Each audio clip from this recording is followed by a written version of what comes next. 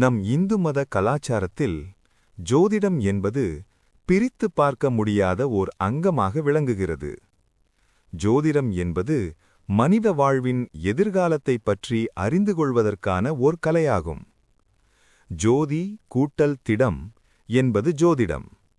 நம் எதிர்காலத்தில் நமக்கு நிகழ இருப்பதை வெளிச்சம் காட்டி உறுதியாய் நமக்கு உரைப்பதால் ஜோதிடம் அனைத்து தரப்பு மக்களாலும் ஓர் அற்புத கலையாக கருதப்படுகிறது.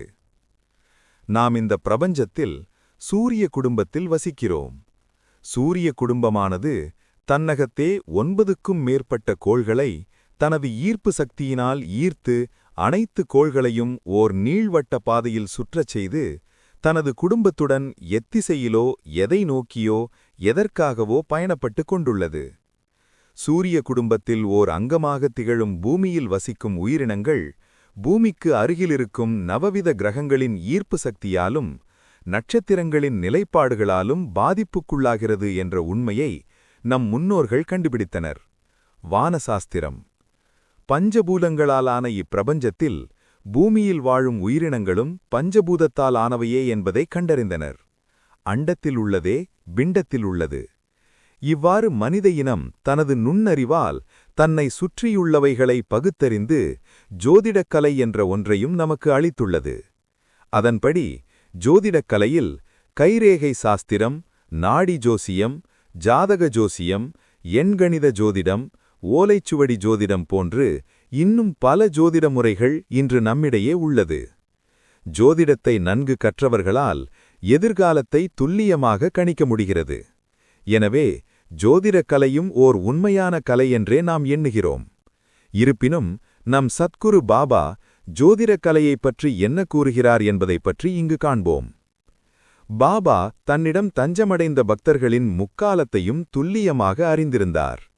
தனது பக்தர்களுக்கு நிகழ இருப்பதை முன்கூட்டியே அறிவித்து அவர்களை துன்பத்திலிருந்து காப்பாற்றியிருக்கிறார்.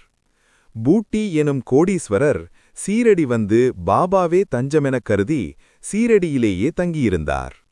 சீமான் பூட்டி நாக்பூரைச் சேர்ந்தவர். இந்தியா முழுவதும் தொழில் நடத்தி வந்தார்.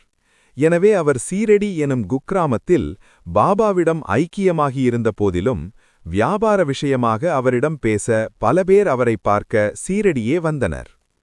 ஒருமுறை நாட்டிலேயே மிகச் சிறந்த ஜோதிடர் ஒருவர் பூட்டியைக் கண்டு அவருடைய எதிர்காலத்தை கூறி பணம் பெற்றுச் செல்லலாம் என்று சீரடி வந்தார். பூட்டியின் கைகளை பார்த்து ஜோதிடம் கூறியவர், இன்று உங்களுக்கு அமங்கலம், அதாவது கெட்டது நடக்கப் போகிறது என்று கணித்துக் கூறினார். இதைக் கேட்டதும் சீமான் பூட்டியின் முகம் வெளிறிப் போனது. மிகவும் பயந்து போனார். தன் உயிருக்கு என்னாகுமோ ஏதாகுமோ என பயந்தார். எந்த வேலையிலும் நாட்டம் செல்லவில்லை. இன்றைய தினத்தை எப்படி கழிக்கப் போகிறோம் என்று விசனப்பட்டார். தனது குருவான பாபாவை வணங்கினால் தனக்கு பரிபூரண கடாட்சம் கிடைக்கும் என்று கருதி பாபாவை வணங்க துவாரகமையின் படிக்கட்டுகளில் ஏறத் தொடங்கினார். பாபா பூட்டியை பார்த்ததும், என்ன சொல்கிறான் அந்த ஜோதிடன்? இன்றைய நாள் உனக்கு எப்படி அமங்கலமாகும்? நான் பார்த்துக் கொள்கிறேன், நீ கவலைப்படாமல் உனது வேலையை கவனி என்று பாபா உரக்கக் கூறினார். பூட்டி தங்கியிருந்த அறையில் நிகழ்ந்தவற்றை பாபா அறிந்ததை எண்ணி பூட்டி எல்லையில்லா வியப்படைந்தார். பாபா, என்னை ரட்சிக்க நீங்கள் இருக்கும்போது என் உயிரைப் பற்றி எனக்கு என்ன கவலை பாபா என்று கூறியவாறே பாபாவின் பாதங்களில் ஆனந்த கண்ணீருடன் வீழ்ந்து வணங்கி அன்றைய தினம் நடக்கவுள்ள அமங்கலத்திலிருந்து பாபா தன்னை காப்பாற்றி விடுவார் என மகிழ்ந்து தனது வேலையை கவனிக்கச் சென்றார். அன்றைய தினம் துவாரகமையில் நடைபெற்ற மதிய ஆரத்தியில் கலந்து கொண்டார். பின்னர் பாபாவின் அருகே அமர்ந்து உணவு உண்ணும் பாக்கியத்தையும் பெற்றார். பின்னர் உண்ட களைப்பு தீர சிறிது ஓய்வெடுக்க ஓர் மர நிழலில் ஒதுங்கினார். பூட்டியின் பாதுகாப்பிற்காக ஓர் வேலையாளும் கையில் தடியுடன் கூடவே வருவார்.